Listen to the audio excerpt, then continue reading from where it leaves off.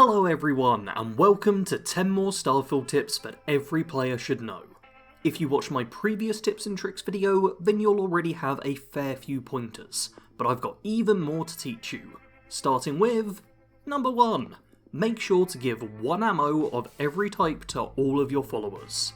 If you put just a single ammo of each type into your followers' inventory, then it will allow them to use absolutely any ranged weapon that they pick up, or that you give them.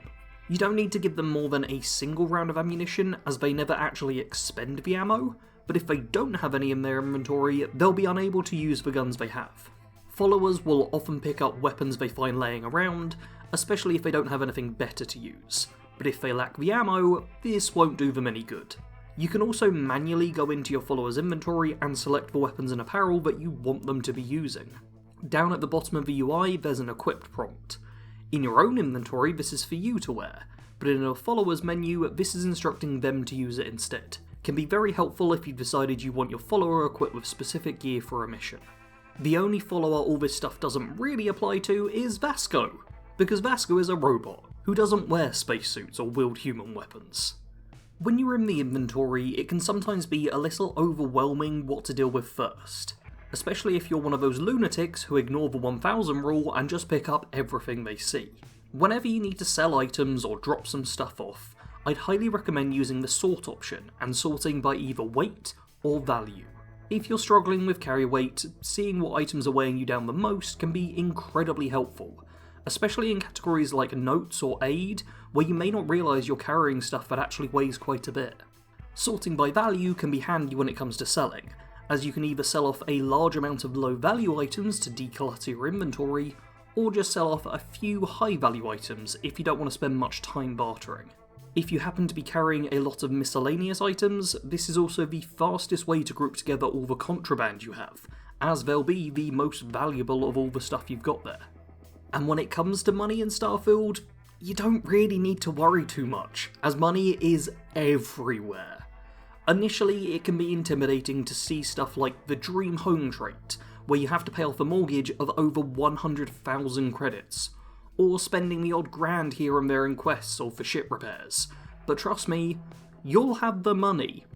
By the time my character levels reach the mid-20s, I typically will have over 500,000 credits saved up, because if you loot areas, sell the stuff you picked up whenever you get close to the carry weight limit, and just go around completing missions, you will have a constant revenue stream in the tens of thousands. It is honestly quite a challenge to go broke in this game, and even if that happens, you can just head on out and earn more money. Be willing to spend your credits on ship repairs, buying extra ammo, and purchasing resources rather than mining for them, as there's always more ways to earn money, and you really don't need 500,000 creds just burning a hole in your pocket.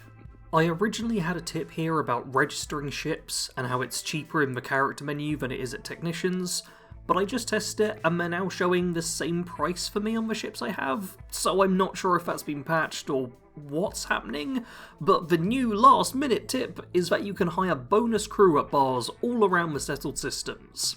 If you're finding that the members of Constellation aren't quite right for your ship, or don't have the outpost skills you're looking for, then take a look around any fixed settlement for the place the locals drink. There you'll see plenty of people dressed in this grey attire, who you can speak to, seeing what skills they provide. If you need to check the skills, you can just back out of a conversation and check your own skill tree. There's also the odd named character hanging around, and it's well worth speaking to them, as you'll sometimes find a crew member with more advanced skills who's looking to be hired. This is a quick break to remind you to like and subscribe. Please like and subscribe. I need this. I need this so badly. Please, dear God, I'm begging you, just like and subscribe, please. Anyway, back to your regularly scheduled content. When you're at the end of a space battle, you'll typically loot the ships that you destroyed, but you might run into the problem that you run out of cargo hold and can't pick up the loot that's left behind. Before you grab jump away and leave behind your well-earned spoils, hold down the interact button while just looking out into space. This will make your character stand up out of a pilot seat and let you wander around your ship freely. From here, you can now head over to your cargo space monitor and take out items, freeing up inventory space for loot that's floating outside. As your character is able to hold more than their carry weight limit, there's technically no end to the amount of loot you can earn while out in space.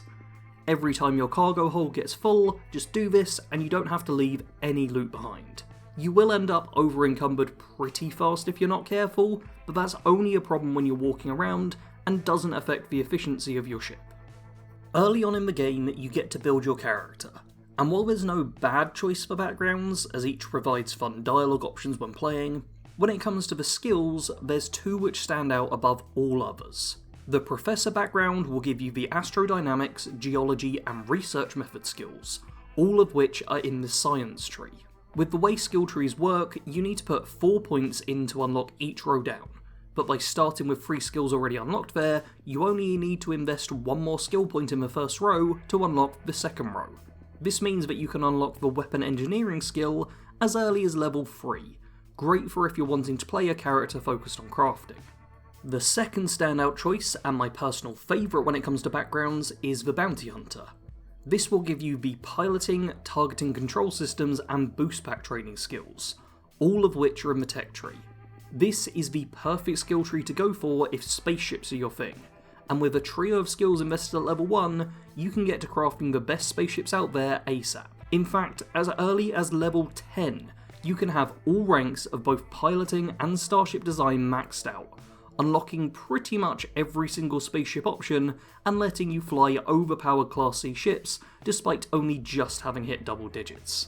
Sadly, there aren't any backgrounds which have all 3 skills unlocked for combat, social or physical, so you can't power level those trees in quite the same way, but I've got my fingers crossed that Bethesda might add in a few additional backgrounds alongside DLC or something in the future. While those trees are a little harder to power level through, you can still focus on leveling skills quicker by leveling multiple at a time. What I'm referring to here are the skill challenges. In order to level up a skill or rank, you not only need to have a skill point spare, but also need to first complete a challenge. As an example, to level the ballistic skill from rank 1 to rank 2, you first need to have killed 20 enemies with a ballistic weapon. And if you want to level pistol certification from rank 1 to rank 2, then you need to kill 20 enemies with a pistol. Doesn't exactly take a genius to see where I'm going here. If you want both of these skills leveled, then all you need to do is kill 20 enemies with a ballistic pistol, such as the Rattler, and both challenges will progress at the same time. This is the most obvious of examples, but there's plenty of other ones out there. For example, the leadership skill requires you to sprint while you have an active follower in order to level it up. The weightlifting skill requires you to sprint while you are at 75% or more of your maximum carry capacity. If you just carry a lot of stuff, have a follower active, and sprint around, both of these will level at the same time. Whenever you get the first rank in a new skill, make sure to see what the challenge is, and check if you can level it at the same time as another skill you want. It'll considerably cut down on the time you spend grinding out challenges, and should help you with making your character stronger, faster. Back onto a fairly simple tip, but one you'll be kicking yourself about if you don't know it yet. When you're on a mission, you obviously have that little blue indicator telling you where to go, but it can be difficult to work out the exact path to get to the marker, and that's where your scanner comes in handy. Just boot up your scanner and it will show you a line of white arrows, directing you where to go to reach the marker. I personally find this super helpful when I've been looting a facility, have got turned around, and can't remember which way I came from. I can just boot up the scanner, follow the arrows, and get back on track. I'm sure the vast majority of you already knew about this, but I just wanted to include it as I'm sure there's going to be 1 or 2 people out there who don't really bother using the scanner that much and just haven't stumbled across this yet. That tip was for you. On to what I think might be my most controversial tip: don't build outposts. At least, don't spend a lot of time trying to build outposts right away. The outpost system in this game is not super straightforward, and the in-game tutorial prioritises things like the scan beacon, which is really not that great. Before you set up an outpost, you're going to want to do your research. Check what resources you need to build the things you want, survey some planets to find one with a suitable environment, get yourself prepared before undertaking this task, or else you'll end up like me and make a character who lugs around hundreds of resources they don't need, but is constantly lacking 1 or 2 of a super easy to get resource. The whole trial of going back and forth to get the one thing you need is a Sisyphusian task. Instead, do your research first and then tackle the outpost system. I'd personally recommend checking out the guide Cato Genesis made on the basics of outpost building, as it will let you put your best foot forward and actually have some idea of how you should start constructing your very first outpost. And for my final tip, make sure to use a variety of ammo types. Chances are, when you're playing a character, you'll have a few different guns that you like to use. This is good. Everyone loves a bit of variety, and different weapons work in different situations. What you want to make sure of is that you're not using multiple weapons which share an ammo type, as that's a recipe to run out of bullets at an alarming rate.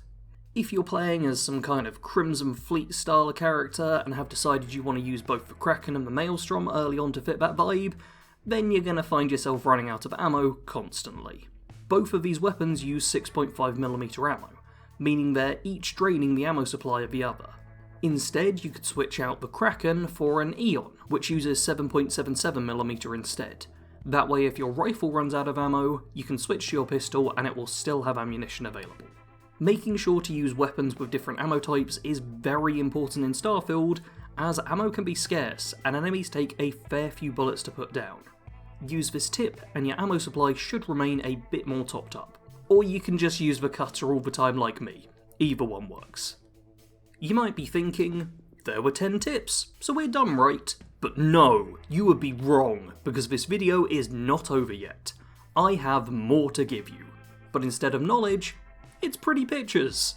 For a while now, I've done monthly wallpapers over on my Patreon page, where those who keep the channel running get some lovely wallpapers for their computers or phones, which I've made. I make these wallpapers. Yay, go me, I'm not good at complimenting myself. What I've decided is that for the month of October, I will be posting one downloadable wallpaper every single day, which anyone can claim. You don't need to support me on Patreon, you don't need to sign up, you don't need to put any credit card details or anything like that. Just head over to patreon.com/BADCompanySarge and you'll be able to download a new wallpaper every single day. These will of course all be Starfield wallpapers, and a few of which you should be seeing or have been seeing on screen now. If you want to claim these to use as backgrounds, or for whatever else, then feel free to. And don't worry patrons, there's still going to be full sets of super fancy wallpapers just for you. This is simply a little added bonus for everyone out there to enjoy. And now that's going to be it for the video. Do make sure to subscribe and ring that bell to catch all the Starfield content that I'm putting out, leave a like on this video if you enjoyed, and maybe even post your own tips in the comments below. If I get enough really good tips in the comments, I might just make a commenter edition tips and tricks video where you could see your own comment displayed as a tip that every Starfield player should know. That's it for now though, so as always, thanks for watching. Sarge out.